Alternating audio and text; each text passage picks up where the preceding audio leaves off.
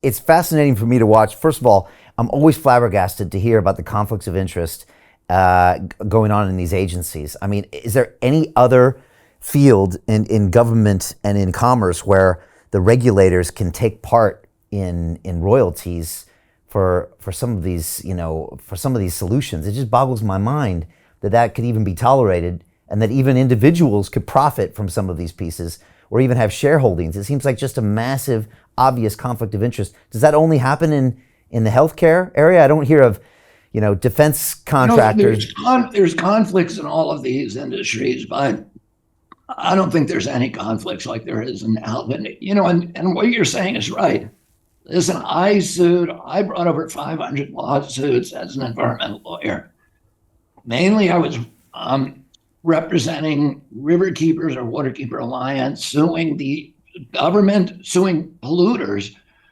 Probably 20% of my cases during that 40-year period have been against government agencies that did sweetheart deals that were illegal for polluters who they were trying to do favors for, because the polluters have used all of these mechanisms that result in agency capture. And the agency is supposed to regulate that industry, becoming sock puppets instead for the regulated industry. And that happens, that those dynamics are present with every industry, whether you look at the Nuclear Regulatory Commission, the SEC, the Commerce Department, the Agricultural Department, the USDA is really a captive of big agriculture, of industrial agriculture, and is crushing small farmers. So you see this everywhere. But with the healthcare, as you point out, it's unique because, first of all, you have agencies that are dependent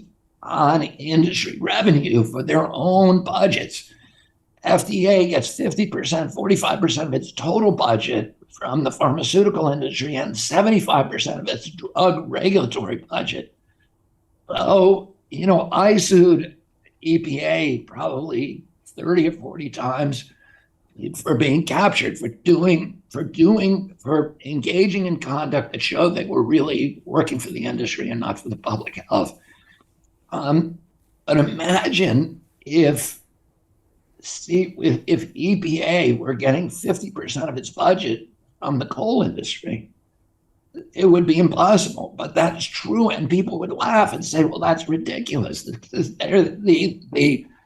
The mercantile functions, the mercantile, incentives to that industry are of course going to overwhelm and subsume the regulatory functions. And that's what's happened with the public health agency. CDC has a $12 billion annual budget. About $5 billion of that goes to purchasing vaccines from the people it's supposed to be regulating. So there's all kinds of sweetheart deals, and they set the prices at which they, in secret, at which they purchase those vaccines, and then distributing those vaccines to the public. So if you're at CDC, you do not get salary raises and promotions by finding problems with vaccines. You get your promotion by increasing uptake, whatever the impact is. Nobody ever looks at the impact. Nobody ever looks at a vaccine and says, is this vaccine killing more people, averting more problems than it's causing? Those studies are literally never done. When they were done in 2017, the Danish government did that study for the number one vaccine in the world, the DTP, diphtheria, tetanus, and pertussis vaccine, and which is banned, not banned, but it's been discontinued in the European countries and the United States, but we still give it, by Bill Gates and WHO give it to 161 million African children every year. And when the Danish government, Gates went to the Danish government to say, will you support this program? We've saved 30 million lives. And the Danish government said to him, can you show us your data that shows you've saved 30 million lives? And they couldn't. So the Danish government funded this massive study where they went to Africa and they actually looked at 30 years of data on the DTP vaccine. And what they found is that girls who got that vaccine were protected against diphtheria, tetanus, and pertussis, but they were dying at 10 times the rate of children who were unvaccinated. And they were dying of things that nobody ever associated with vaccines. They were dying of anemia, of bilharzia, of malaria, of just common injuries and cuts. They were dying of mainly of pulmonary diseases and pneumonia.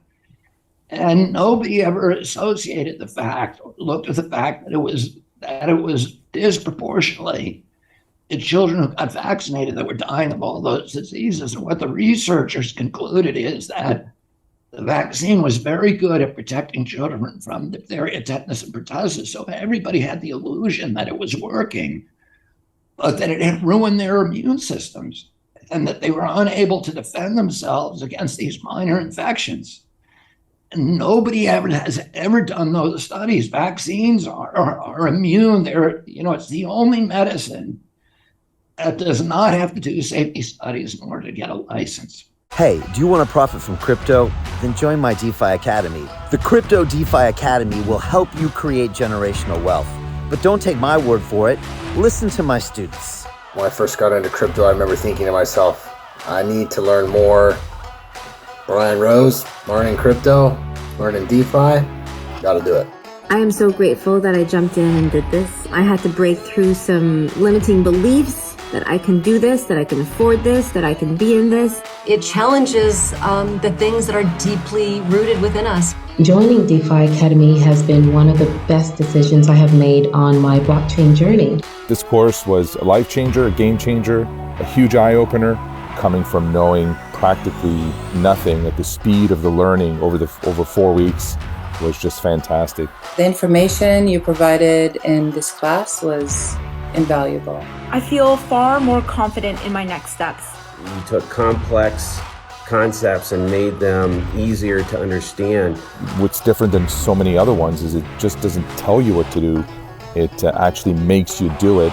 This is for people who are serious about becoming traders. This is the way it should be done. I realized from this learning experience again that it is not about what you learn, but about who you learn it from. The energy was insane. I've never experienced such incredible energy on a live call. Brian Rose, you are a legend, my friend. It's the only thing in the market where you can get all information and learn everything what you need to know. Everything is so clear and so well done, and I'm just forever grateful for this program. It made me feel so much more confident about crypto than I did before. I did not anticipate how passionate I was going to become about it. It's of course been like a big learning experience for me, not just in the crypto space, but just in overall balance of life. What I've learned is, how to take ownership, of my life in a way that I really hadn't before. Yeah, you can't put a price on that, really. I would recommend it to anybody, top notch. Excellence does not come cheap. So if you want excellence, you gotta pay for it, but it's so worth it. Pull the trigger. That's what this course is about. You're not going to regret it, really. It's amazing. Thank you, Brian and team. So what are you waiting for? Crypto is happening now. Click the link below, submit your application, and let me mentor you on how to create generational wealth and build the decentralized financial infrastructure of the future.